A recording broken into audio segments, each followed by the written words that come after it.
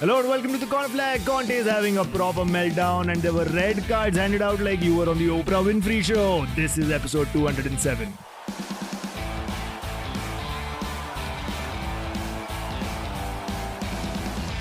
Welcome to episode 207 of the Corner Flag. With me is Mukesh Manjunath, who has just woken up from a fantastic nap on a Monday afternoon. Shameless.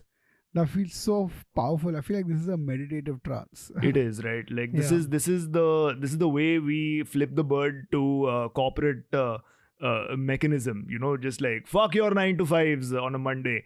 We can do whatever we want. Then we see our bank balance. We're like, oh shit. I'm so at zen right now. Just one nap and I feel so at peace. Yeah, you should feel at peace because Liverpool haven't played yet. So. And now we're back. Let's go. By the way, Liverpool didn't play this weekend, right? Like they don't have a fixture. Done till international we break. But why don't Liverpool have a fixture? Because they've already played. They've already played the extra games. They've Right. already, I think even the system was like, listen, you guys rest for some time. Your mental health is a little all over the place.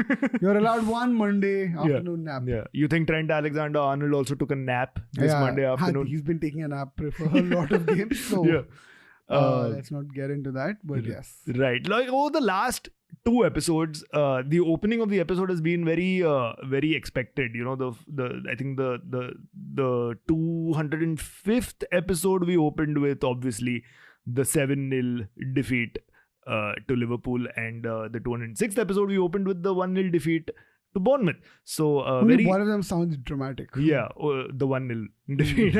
But both those episodes opened with a heavy United and Liverpool bias because I'm a United fan, you're a Liverpool fan. But not today. Not today. Today we open with the spectacular meltdown that Antonio Conte is having. Antonio Conte is up the ante. Let's go, sir. I've been waiting to make that pun. What was the pun? There was no pun there. They were just sounds. I mean Conte with ante. Why? What does ante mean? Like up the bar, up the ante, not ante. It's not ante. I know, but that's the point. Don't bring your South Indian politics into everything. Mukesh, we spoke about this. You have to pronounce it weirdly to make the pun happen. If you have to pronounce it weirdly to make the pun happen, it's not a good pun, dude. Like that's not how puns work. We should know. We crack the shittiest puns on this show. Crack the shittiest puns on the show. We crack the shittiest puns on the show, and we've been called out for it. We should be able to do them better on a day-to-day basis. But no, we start off with Antonio Conte because poor man just can't catch a break. He had his gallbladder removed. He's coming back from surgery. His family is in Italy. He's living out of a hotel in London. What a tough life, right? And I say that with absolute sarcasm if you haven't caught it yet. But his Tottenham Hotspur team limped to a 3-3 draw at St. Mary's against Southampton, which is arguably the worst side in the Premier League this season. I actually didn't think that the players looked too bad until about 80 minutes. I think it's just the last 10, 20, 15 minutes they looked disorganized as hell, and I think it's a weird analysis of them. I mean, I'm sure Tottenham has, as historically as a team, has never done well, and he's probably right. But I feel like in this particular game, I'm a little like surprised because it was just 10-15 minutes of absolute mayhem. And I think they were clueless on the pitch and disorganized. But I wonder if this is a game that warranted such the meltdown. You knew a meltdown was coming. Yeah. You knew Conte is absolutely unhappy with the state of affairs there, and there was whatever. But I didn't think this was the game that would do it. But I feel like it comes from a fact of it's against Southampton. It's a team that has James Ward-Prowse, the shittiest midfielder in Premier League history. And I am just saying that to piss you off. But it comes against Southampton, a team that's battling for relegation, a team that's found wins very, very hard to come by, or found even draws very, very hard to come by. The bottom of the league. I feel like after this result, nope, they're still bottom of the league. That 1 point didn't change too much. Nothing. But it's because it came against a team like Southampton, a team that Spurs should be beating. And this is what I don't understand about this Premier League season, right? This is why this Premier League season and the tables are fucking bonkers, because even after this result, and you feel like Spurs have been playing badly over the last 3-4 weeks, they're still fourth. How are they still fourth? So to me, that's what I'm trying to say. Like, what is so disappointing? Like, I'm trying to ask, actually, this is what I'm worried about with Conte is he's talking about how these are 11 selfish players who are not playing for the team. And I'm like, if this is how they're playing when they're so selfish, my God, imagine they actually functioned as the team that he thinks they could be. Yeah. And I'm like, okay, no, it's better like this. You guys stay like this. Because they're actually really good. They won the above Liverpool, which obviously still hurts. Yeah. But at the end of the day, they're still getting the results. They're still, like you said, they're top 4 in a season where top 2 have been considerably miles ahead. Yeah. Right? Arsenal and Man City have been considerably miles ahead. So Top 3 have been miles ahead, you can say. United. Yeah. Correct. Yeah. Go. As I'm too zen in my after my Monday morning nap Yeah. to even counter that. But yeah, so I think it's weird because I'm not able to make sense of it, because how can you, I don't know if he's being an Asian parent, South Asian parent, or he's like yelling at the kids even though they're doing everything fine, they're doing okay. Yeah. Right? 95% is still good, guys. Yeah, 95% is still good, and I think getting consistent Champions League qualification as Arsenal have done is good to get you that one season of cup glory, etc. You build on that. Yeah. First get used to Champions League football, you attract good players, and then on top of that you go for one title charge. Yeah. 2-3 seasons down the lane. That seems like a good win approach actually. Yeah. So I'm not sure why this game is when he chose to have this absolute meltdown. Yeah. So this is what he said. This is what he said, right? He said, I don't see a team, I see 11 selfish players. They're used to it here. They don't want to play under pressure. They don't want to play under stress because it's easy this way. This is the story of Tottenham. They have one owner for 20 years and they don't win anything. Now we have 10 games left and you expect us to fight. But for what? 7th place, 8th place? I'm not used to that. This is damning. This is damning because they, like we said, they're in 4th place. They're not really... At least nobody would have thought in that squad that they would be fighting for 7th, 8th place. They're still in 4th place. They have it in them to turn it around. Like nobody has said 7th, 8th. Yeah. Like nobody has said that. Nobody has accused them of Tottenham playing so badly that they're 7th, 8th. Right? And I think 3-4 seasons ago, they won the Conference League, remember? And that was a joke when Conference League was introduced. Yeah. They were the first English team to make it there. Yeah. And now they're back in, they're comfortably within Champions League fighting spots. Yeah. 1 or 2 is out of the picture, but it's progress. 3 is also out of the picture. Okay, 3 is also out of the picture. Have it your way. But this seems to be doing okay. I don't know why he's the meltdown. Like I said, it seems like a lot of pressure on the players. It does. And this is the thing with Conte, right? Like I remember when United, before they appointed Erik ten Hag, a lot of United fans were talking about, we should hire Conte because he's available.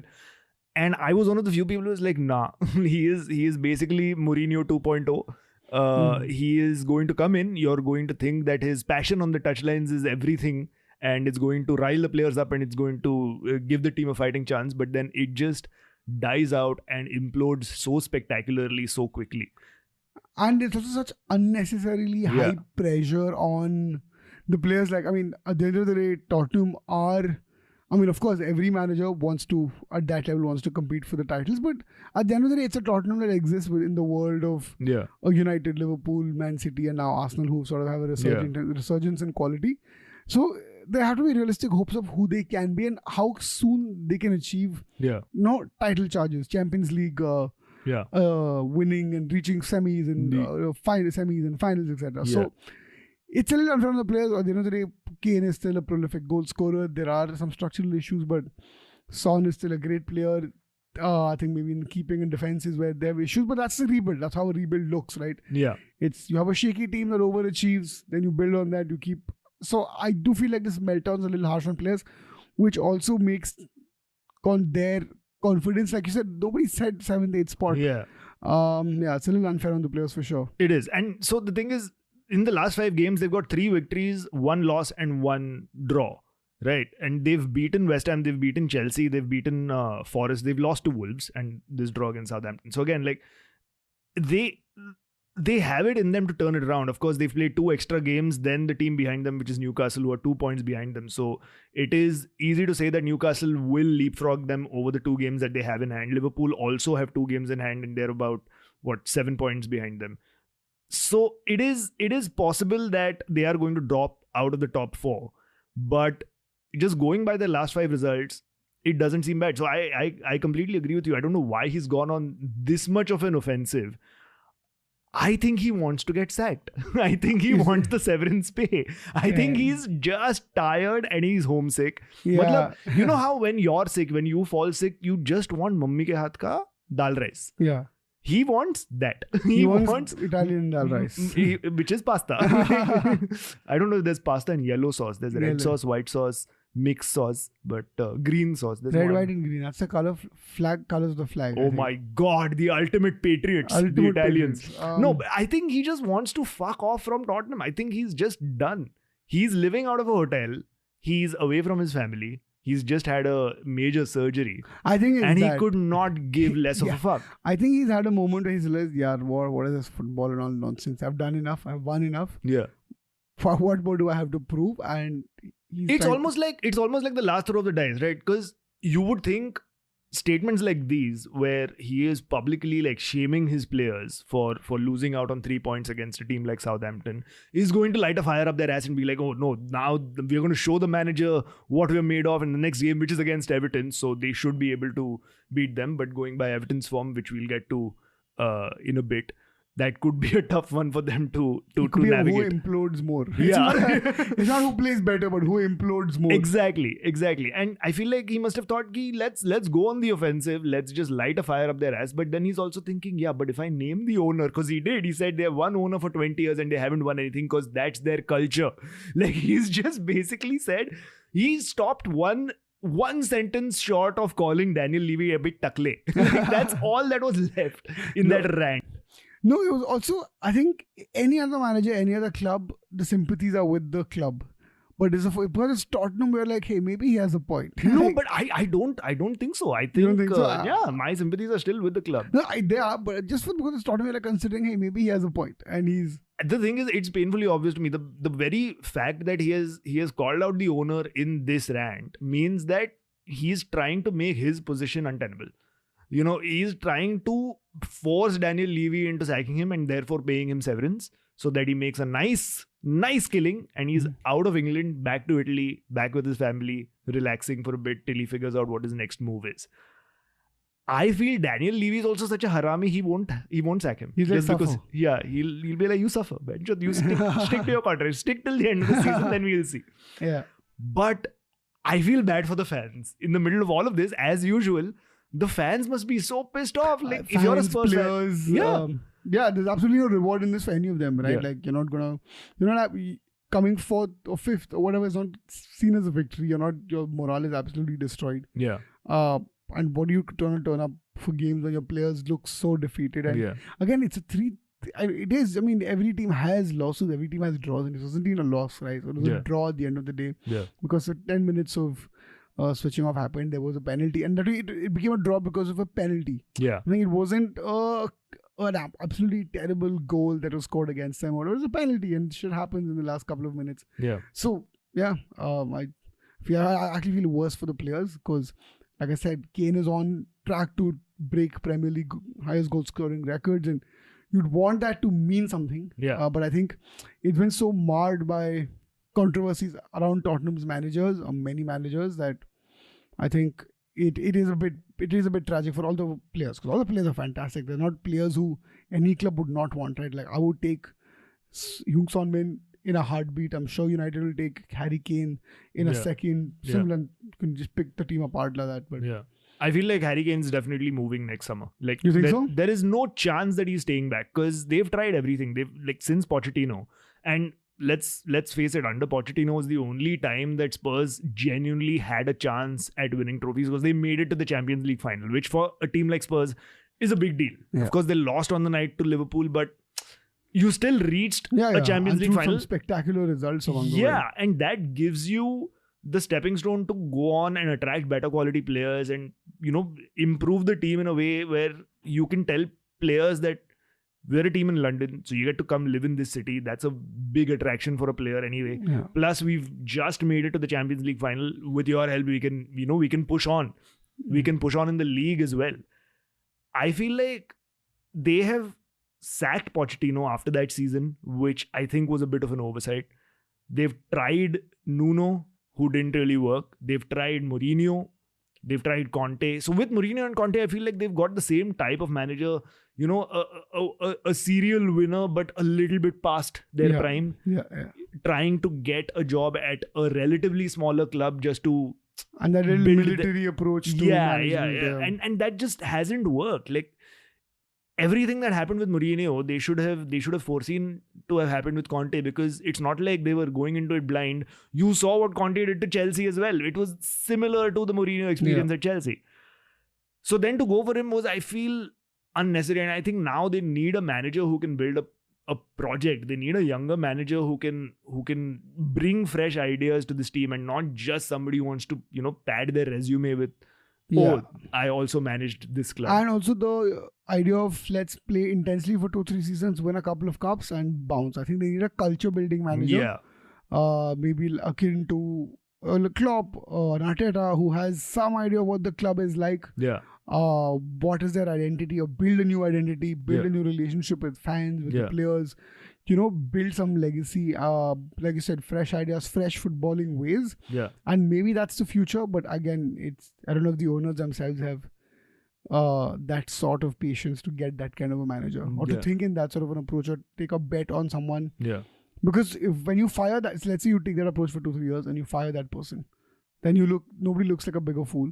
Whereas when you hire someone like a Conte or a Mourinho, it's a 2-year project max. And you try, it's like a gamble. You try your luck, you get 1 or 2 trophies, you get them, otherwise you bounce. So I don't know. I think Tottenham owners have historically been very culture building averse. So let's see what happens. Let's talk about the game really quickly.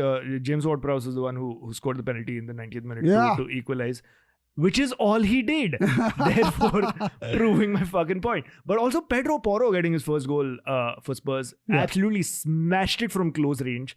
It's like when we play five-a-side at St. Andrews, there's always that one player who will slam it. They are not in Bombay. They are in Wembley. Old Trafford, Anfield. They are Wembley. FA Cup final chal raha hai. It's not the 8:30 p.m. game at St. Andrews. It's the 7 p.m. final. They're in that shot of the, it's like in the film, the football film, where the last second goalkeeper is like giving them menacing looks.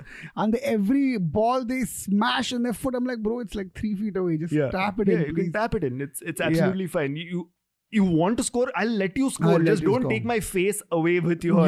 please. I just came to play football. I didn't want to go back without a face. That was not a part of the plan. But apart from that, there were red cards all over this footballing weekend. We'll talk about all of them really quickly. First up, in the Wolves versus Leeds game, the game finished 2-4 to Leeds. But for Wolves, Johnny and Matthias Nunes were both sent off. Now, the Johnny yellow card that got upgraded to a red, you think that was the right decision by VAR? I think so. I think from what one of the it feels a little actually. It feels. I think Wolves later on complained. I think the manager said, we've been very unlucky. And so they complained about the other thing, which we'll get to. But that particular one I feel like Johnny stepped on the shin. It felt like the correct decision. It didn't feel like controversial at all. I think the protests just seemed like, because if you don't protest, it's going to look stupid. Like, you can't agree with the referee. That's true. No. He deserves it. He deserves it. He deserves to be a player. Matlab dressing room mein bhi pakka harami hai. We never liked him. You know what? Give him an extra red card. Just So wait, 3 games he misses, right? Can we make it 5 games? He needs it. No, but the protests actually happened for Leeds' 4th goal, which Rodrigo scored. Adama had the ball and he was fouled, which was not given. And Adama just stops playing, then realizes that the whistle hasn't gone and the Leeds players have taken the ball over. And they launch into a counter-attack, which Somerville then puts a ball through for Rodrigo, who places it in. And that's what they were protesting against, because they thought that Adama should have earned that foul. And in that situation is where Matthias Nunes, who was on the bench, apparently pushed the linesman and then got sent off for it.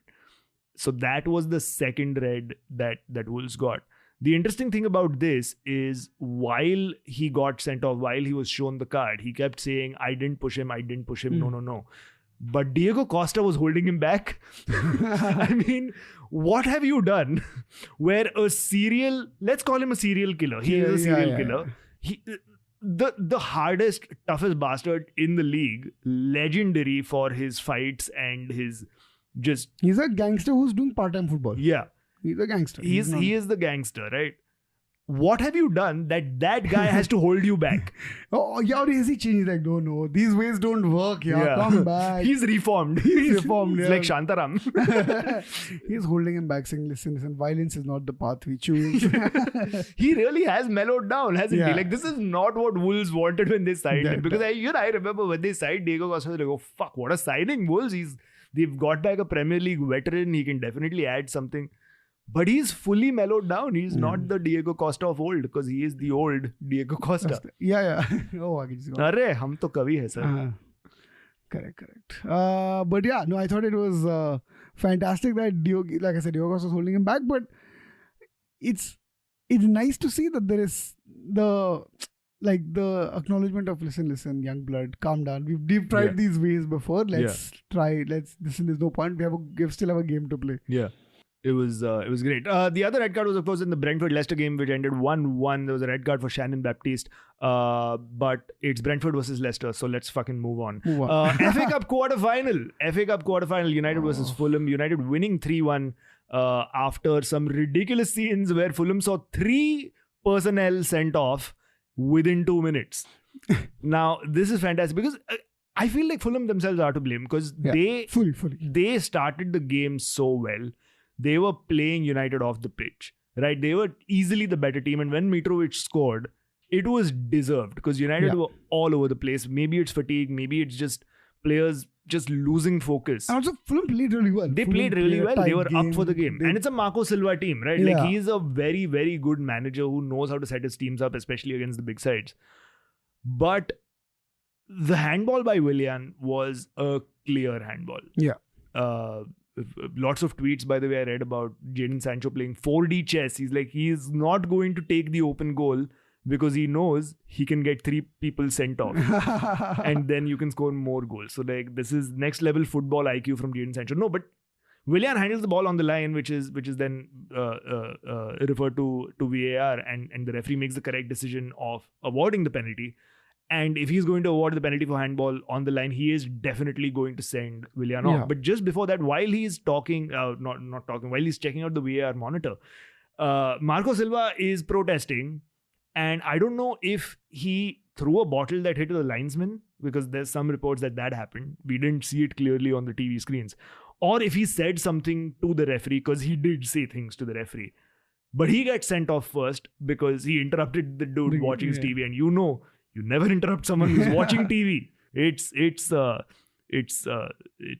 sacrilege if you do that. But so Marco Silva gets sent off. The referee sees the replay, awards the penalty, sends Willian off. But Alexander Mitrovic is right there, who then starts protesting and then pushes the referee. So that's a straight red for him as well. That was gangster behavior. Yeah. Like proper gangster behavior. Yeah. You don't do that. Yeah. I think he also looks terrifying when he's yelling. So it was like, definitely deserved. I think there was nobody to blame. One of the cleanest red cards I've ever seen. Yeah. One of those that everybody, I think Marco Silva agreed that they are to blame. Even the manager like, we deserved it. But he said, we deserved it and we should control our emotions. But he also said, I hope the FA don't give Mitrovic a 3-match ban because I don't think he deserves a 3-match ban. They need to be a little lenient. For fucking what? He pushed the referee. You don't do that shit. Like, that is just not acceptable. I think he's basically doing, wo to aise hi hai na. Know him na, he's like that only. Come on. He's doing that, but does it work? Yeah, no, it doesn't. He's like, listen, Diego Costa is not doing it. Mitrovic is just stepping in his shoes. Just balance it out. They're all, he's from that area, na. That area, they're like that only. Like, he's doing that version of that, But that was that. And then Bruno Fernandes took the penalty and equalized. Marcel Sabitzer got his first goal for Man United with a spectacular finish. I don't know if he meant it. I don't know what it was. It didn't look like him. Like, I don't think it was intentional. He meant to do something. He meant to touch the ball in any direction with some part, and it sort of happened to be spectacular. Yeah. And good for him, because I think the celebration was also a little confused. It was a little confused, but also there's so much on it, right? Like, he's a loan signing. It's his first goal for Man United. It's in front of the Stretford end, and he's the first Austrian to score for Man United. Oh, okay. That is You think that's a record the Austrians are keeping tab of? Like, the some guy was like, check this out, finally. Yeah. Moving on to who scores for... Yeah, probably. I think Yeah? they would. I mean, tomorrow if fucking any Indian player went and scored in the Premier League and became the first Indian to score in the Premier League, you and I would keep that. We'll do in our Natu for sure. No, but I'm saying that is a different thing because Indians have never had like representation there. This is, I'm sure Austrians have played around. But Austrians, I don't think have had representation in Man United. I think he's the first Austrian to even play for Man United. Oh wow, what a great record, man. Shit. Yeah, fucking Austrians are doing really well for a small country the size of Andheri. Yeah. Right, on that note, let's take a quick break. On the other side, we'll talk about Chelsea, Everton. We'll talk about Arsenal's victory over Palace, who are now managerless after sacking Patrick Vieira. And of course, this time around, unlike last time, we will answer your questions. See you on the other side. Welcome back to the Corner Flag, everybody. And as always, we begin the second half with your questions. Questions with the Corner Flag. Dude, answers also, huh? Our first question is from Mihir Moharil. Oh, that sounds like a Lord of the Rings character. I shouldn't. Sorry. Is it a Lord of the Rings character or is it the Lord of the Rings, Spoof the Rings character. element? Like it's mithril, right? Like that's what you're basing it off. No, but also it sounds like it could also be from Lord of the Rings and the Lord of the Rings spoof. Right.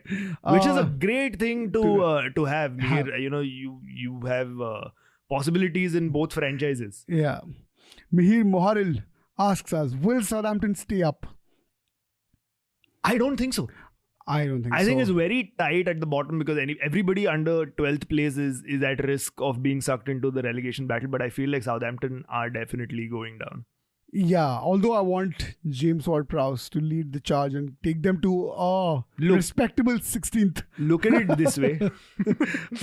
Highly respectable. Which for 16th. Southampton and James Ward-Prowse is the glass ceiling. Like that is Yeah. it. Like it's not actually a glass ceiling because glass ceilings can be shattered. It's a fucking cement ceiling. It's a cement ceiling. That is the absolute ceiling. Which they we cannot know go up cannot be shattered is what Amogh is trying to say. Yes. Yeah, buildings are permanent, guys. Yeah. Nothing ever happens to them. You can't ever demolish them. What do you think happened in Harappa and Mohenjo-daro? Why are they still there? I feel like Southampton is definitely going to go down. And also look at it this way, Mukesh, because you like James Ward-Prowse so much. If they do go down, then Liverpool can buy him for a cut price. Bargain. They can buy him for a bargain of 75 million. And that will actually be no, it won't be a fucking bargain even if they get him for 10 million. That's true. Now, Praga_19 asks us, what do Man United have more chances of winning? Europa League or Jude Bellingham? Jude Bellingham. No, they have more chances of winning my heart because they have no chance of winning either. I don't think they're in the race for winning Jude Bellingham. Although when you say winning Jude Bellingham, I feel like a Rakhi ka Swayamvar type situation. Right? It's not like he's there saying, "Court me." But it is fair like princess. that. Real Madrid, Liverpool, United. I think that's somewhere I heard Chelsea. Then one someone said, but a player of his talent will always be linked to all the top clubs because the tabloids need something to talk about. I don't think United have at any point made any concrete inquiries about Jude Bellingham. I think they're very okay with it. Liverpool, for example, have made concrete inquiries about Jude Bellingham, right? So I don't think United are going to get Jude Bellingham at all. I feel like Europa League is also tough, which is primarily because more than playing the Europa League, I feel like United is just playing fucking the Spanish La Liga because Real Betis, Real Sociedad, and now we've been drawn against Sevilla in the quarterfinals. I've noticed the way you pronounce these Spanish words has gotten better. Before used to be like Real or something. Now he's like Real. I never said Real. No, you didn't say Real. But I feel like now you're more like getting the authentic. I feel like, wow, that's how you're actually supposed to say it. The existence of Real Madrid implies the existence of Tropicana Madrid. No. That's my joke for today, ladies and gentlemen. Thank you. I'm signing off now forever. Guys, if all of you stop listening to the podcast today, I understand. There are two other people in the studio right now, the producer and sound engineer. They have both face palmed, and that means I have achieved what I wanted to achieve. Moving on. Akash Goswami.7 asks us, FA Cup predictions, guys. I think Man City will win the cup. Of course, I think that's the easiest prediction to make because I think it'll be Man City, Man United final maybe. No, United are against Brighton. Brighton can pull off an upset there. I know, but I still feel like it's going to be a Man City, Man United final. The I feel like gods have... No, but I feel like because everybody's talking about the possibility of a Manchester derby in the FA Cup final, it's not going to happen. So It's going to be Brighton versus Sheffield United. Okay, so we disagree on who the finalists are, but on who the second finalist could be, but we agree on who the winner is. Yeah. Eventually which is going to be Man City. A cold 5-0 finish, just making the world's most boring final ever. Yeah. Manchester, PRS MUFC, who's all letters only, I don't know how to pronounce any of this. PRS MUFC Prsmufk says, Manchester is so red that we bled some color onto Fulham. Vieira's first right call this season? ? Okay, the first part is very like metal. Yeah, the first part is so real. hardcore. I feel like PRS MUFC has just walked out of a mosh pit Yeah. and straight onto his phone to type out this question. All the adrenaline is still pumping. Yeah. But as violent as the first part of that question was, we'll attack the second There's part still of a the little bit of question. a dad energy and sensibility to the second half, which we'll respect and appreciate. I feel like it's not the first right call by VR. I think it's the first right call that VR has given United, because by and large the decisions that the referees have given against United have been atrocious, and you have that smirk on your face because you feel like every decision that goes against United is for some reason fair. Because you on the other hand feel like any decision that goes against United is unfair. So then if we Most of them are. The universe requires balance. Yes, most of them are. But it's good that there's some decisions that went our way this time around. And it's very honest to say that if those decisions hadn't gone our way, we would have lost. Yeah. I mean, that was the moment that turned everything around.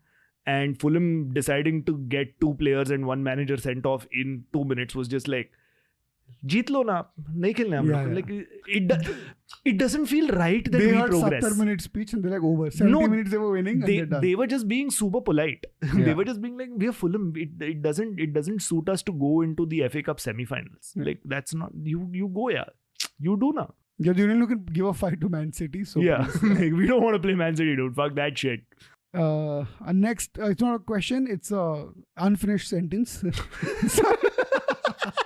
Those are the best. Pradyumna Tembekar says, need Amogh back at the MFA. Okay, at next this point, season. I don't know what MFA is, but motherfucking arena is what I'm thinking it is. So I'm guessing he's saying, need Amogh back at the motherfucking arena. It's the Mumbai Football Arena, but correct, of course. I appreciate the enthusiasm, and Pradyumna, we'll see you there so soon I don't know enough. what he needs you there for. Yeah. MFA, and then what? And that's it. I don't know what to do once Amogh comes. Yeah. Noob_clicks with many K's and no C's asks, which are your go-to clubs after your favorite club in Europe? Oh, that's a nice question, actually. This is beautiful because Mukesh is reading the question for the first time as he's reading it and forming his opinions on the question as he's reading it. This is raw, because guys. we are the most professional football podcast in India. We do our research beforehand. We don't just sit in the room and fuck around for 1 hour. Let me tell you a secret about podcasts in India. They're all very professional. If you catch my drift. Wink, wink. Wink, wink. Which are your go-to clubs after your favorite club in Europe? In Europe? Oh, I'd say Dortmund, I fucking love Dortmund I do, just for the culture. I do love Dortmund. I do love the You'll Never Walk Alone connections. I do love the Klopp connection. I've just realized that I've chosen a club that has a lot of Liverpool connections. I was just like, Amogh basically loves Liverpool, but he just found a more respectable way to love the club. Also, Mumbai City. We're not so different, you and I. Yeah. Hello, fellow kids. That's me at Anfield. Hello, fellow Scousers. Mumbai City FC for sure. Yeah, Mumbai City FC for sure. So I think about Dortmund and Mumbai City FC, the 2 clubs I want. Yeah. I want You know them to that do well. Dortmund has a partnership with So Hyderabad. which is why I like Hyderabad. My loves are all connected to Amogh. Is that why you like Hyderabad, or is it the fact that you're from Hyderabad? Yeah, it's a Dortmund connection. I feel more passionately about the place I support that I've never been to than the place I'm actually from. Yeah. As is the case with football support. Yeah. You should never support the place where you're from. You only support teams that are 7,000 kilometers away. Yeah, and then you're probably never going to visit in your life. Yeah. And probably if you go there and tell people you support that club, they'll be like, dude, you're really weird. Yeah. Get away from us. But the best thing to do is, and Arvind Desai, who we've had as a guest on the podcast before, a well-known Leeds fan, will attest to this. If you're from India and you want to be slightly different, Akarsh hasn't managed to crack that yet. He's tried, but not so much. You support a team like Leeds or Everton, because then when you go there, everybody there's just like, we need to write news articles about you. Because they're just surprised. Who's this brown fucker who's come all the way to see Everton? What? how people out there know that Everton exists? Yeah. How is this possible? And it's like, wait, so you chose this? Yeah. Like, we are born here, we have some sentiment, my grandmom's from Yeah. here. You choose this. Like, wow, Yeah. that's... Yeah.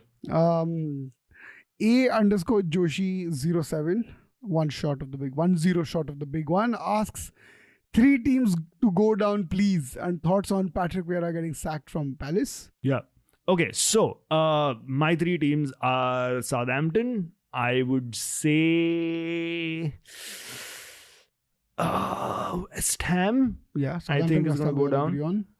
I feel like Bournemouth will be the third, which is the current bottom 3, but I feel like Bournemouth still has it in them to claw results out and fight back.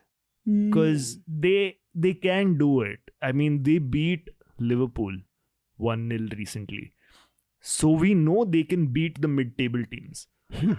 So, there's a possibility. Yeah, I would probably say Nottingham Forest only because I feel like they're sort of new. They probably wouldn't know how to manage the last 10 games. So I would swap out Bournemouth for Nottingham Forest. So maybe Alright. Nottingham Forest, West Ham and Southampton is my pick.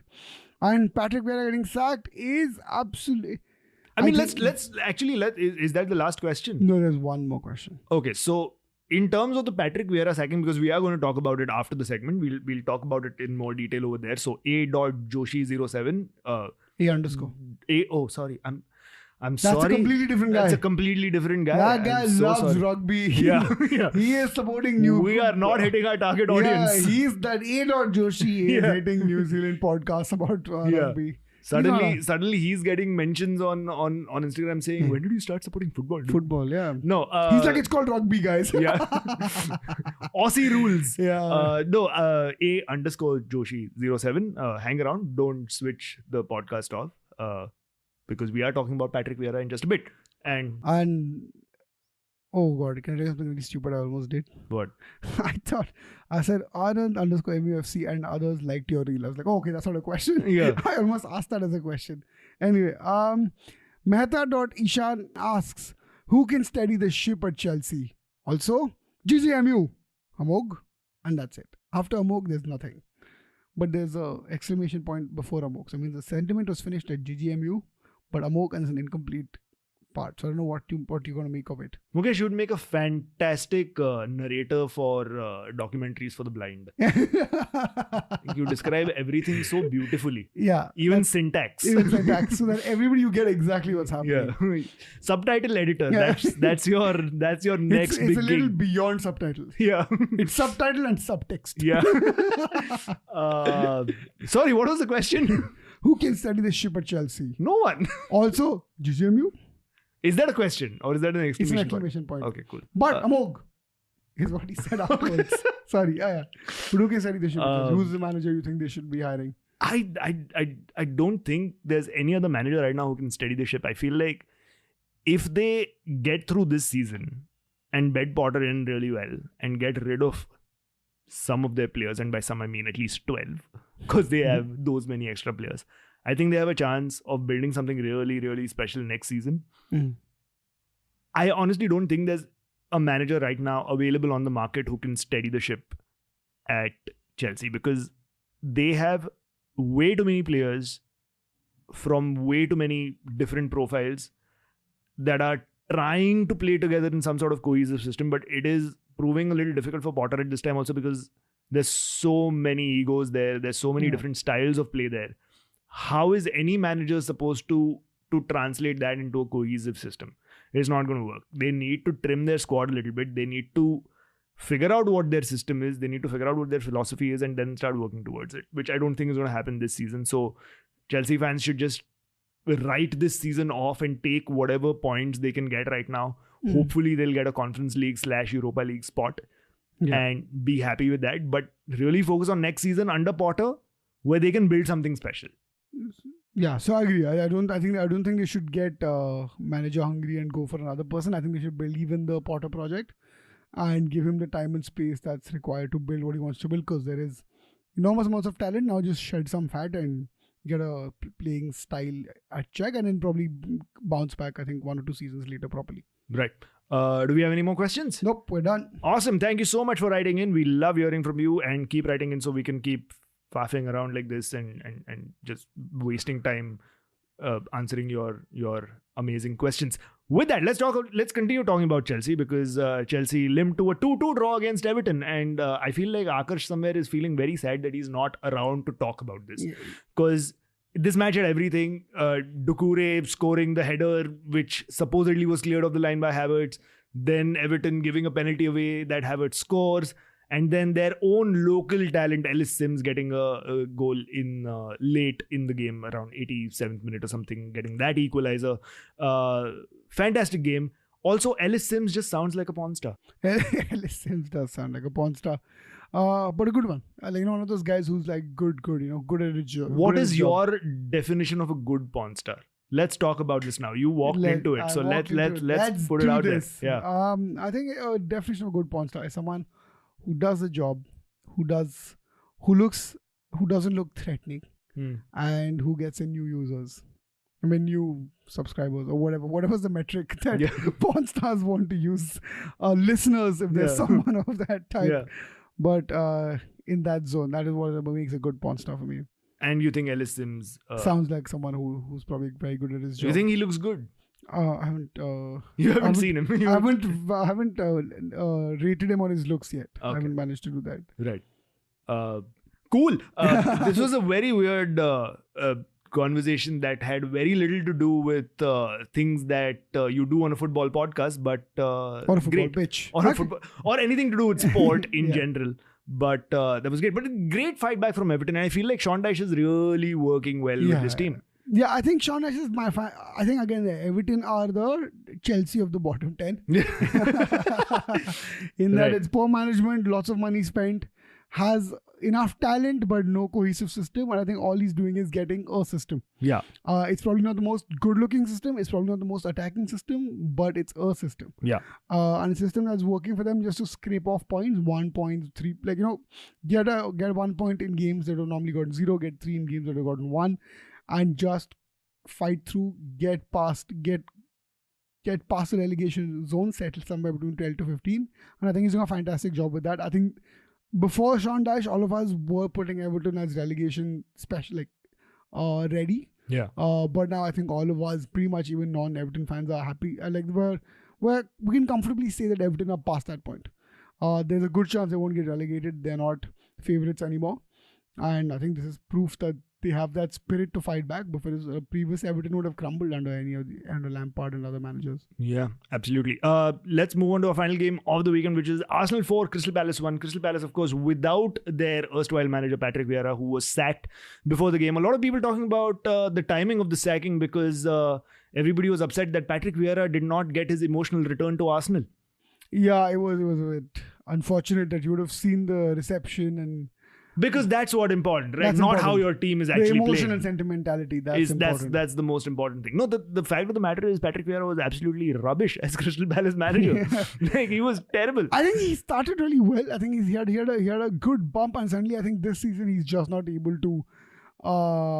I think, one of the things, you can see which clubs have managed to keep in mind. Some managers come in, they have a great plan for a season, and then they're not able to adapt that quickly. They clearly have only a 1-season plan. Yeah. And Patrick Vieira seems like one of those guys, because last season when he came, they had a great run. They did really well. I think they finished the highest they ever finished, which is about 10th. Yeah. And this season they had, I think, about 12 to 13 game of a winless run. And I think it's primarily because he's still playing the same football. Yeah. Whereas every year the league changes a little bit. Yeah. And you have to adapt. It's also a little bit of the reason why, say, Liverpool is struggling. It's the reason why Chelsea is suffering. Yeah. And it's not a surprise. I think Vieira looked like a man with a plan. Yeah. He didn't look like a man with many plans, which is what I think the ideal Premier League manager of this era should be. Yeah. So I think it's fair he got sacked. I don't think it's unfair at all. But wait, do you think it's fair? I agree with you, but do you think it made sense to sack him right now, just before the Arsenal game, as opposed to after the Arsenal game when there's an international break? At this point, it's just a little... I mean, yeah, you're right. It seems cleaner that way. It seems more symmetric that, okay, just before the big break, you sack the guy, but it doesn't matter. It doesn't look like...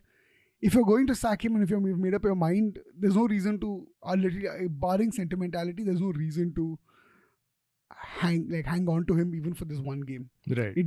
Yeah, of course, international break helps, and again, it fits the bill and it's symmetric, but you're going to fire him anyway, might as well sack him. No point leading him on for extra game. And also, what are you expecting in that extra one game? Because is it like if he wins that game, you're going to hang on to him? Nope, he's going to lose.